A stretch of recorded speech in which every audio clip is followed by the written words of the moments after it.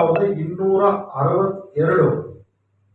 23,262. ಇನ್ನೊಂದ್ಸತಿ ರಿಪೀಟ್ ಮಾಡ್ತೀನಿ, 23,262 ಏನ್ ಅಕೌಂಟ್ಸ್ ಇವೆ. ಇದು ಅಕೌಂಟ್ಸ್ ಯಾವುದೇ ರೀತಿ ರೆಕಾರ್ಡ್ ಇಲ್ಲ.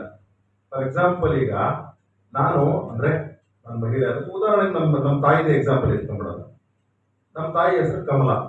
ಕಮಲಮ್ನವ್ರದ್ದು ನಾನು ಬ್ಯಾಂಕ್ ಅಕೌಂಟು, ಅವ್ರದ್ದು ಆಧಾರ್ ಕಾರ್ಡು, ಪಾಸ್ಪೋರ್ಟ್ ಇಲ್ಲ ಕೊಡ್ಬೇಕಲ್ಲ, ಇಲ್ಲಾಂದ್ರೆ ಹೆಂಗ್ ಕೊಡ್ತಾರೆ ಅಲ್ವಾ. ಇಲ್ಲೇ ಕೊಟ್ಟೇ ಇಲ್ಲ. ಕಮಲಮ್ಮ ಅನ್ನೋದು ಸಂದೇಹ ಆಗ್ತಿದೆ. ಹಾಗೆ ಶ್ರೀವಲ್ಲಿ ಮೇಡಮ್ ಅವ್ರ ತಾಯಿ ಹೆಸರು ನನಗೆ ಗೊತ್ತಿಲ್ಲ, ಆದ್ರೂ ಸುಮ್ಮನೆ ಅಸ್ಯೂಮ್ ಮಾಡ್ಕೊಂತೀನಿ, ಮಂಗಳಮ್ಮ ಅಂತ ಇಟ್ಕೊಳ್ಳೋಣ. ಮಂಗಳಮ್ಮ ಅವ್ರದ್ದು ಸಹ ಅಕೌಂಟೇ ಇಲ್ಲ. ಈ ತರ 23,262 ಅಕೌಂಟು. ಹೆಂಗೆ ದುಡ್ಡು ಹಾಕ್ತಾ ಇದಾರೆ ಇವ್ರಿಗೆ? ಪ್ರತಿ ತಿಂಗಳು ದುಡ್ಡು ಹಾಕ್ತಾ ಇದಾರೆ. ಆಯ್ತಪ್ಪ, ಓಕೆ. ಇನ್ನೂ ಒಂದು CAG ಹೇಳುತ್ತೆ, 10,06,000 ಜನ ಬೆನಿಫಿಷರೀಸ್ ಮಲ್ಟಿಪಲ್ ಅಕೌಂಟ್ಸ್ ಅಂತಂದ್ರೆ. ಅಂದ್ರೆ ಉದಾಹರಣೆ, ಫಾರ್ ಎಕ್ಸಾಂಪಲ್, ಶ್ರೀವಲ್ಲಿ ಮೇಡಮ್ 2,000 ರೂಪಾಯಿ ಬರ್ಬೇಕಾಗಿತ್ತಪ್ಪ. ಶ್ರೀವಲ್ಲಿ ಮೇಡಮ್ಗೆ 2023 ಆಗಸ್ಟ್ ಅಲ್ಲಿ ಅವ್ರದ್ದು HDFC ಬ್ಯಾಂಕ್ ಅಲ್ಲಿ ಅಕೌಂಟ್ ಇತ್ತು.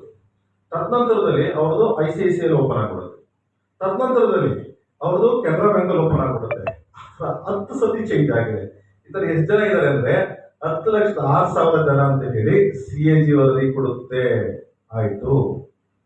ಇದೆಲ್ಲದಕ್ಕಿಂತ ಜಾಸ್ತಿ ಸೈಬರ್ ಕ್ರೈಮ್ ಏನಿದೆ ಅಂದ್ರೆ, ಇದೆಲ್ಲ ಸೈಬರ್ ಕ್ರೈಮ್ ರಿಲೇಟೆಡ್ ಆಗ್ತಕ್ಕಂಥದ್ದು.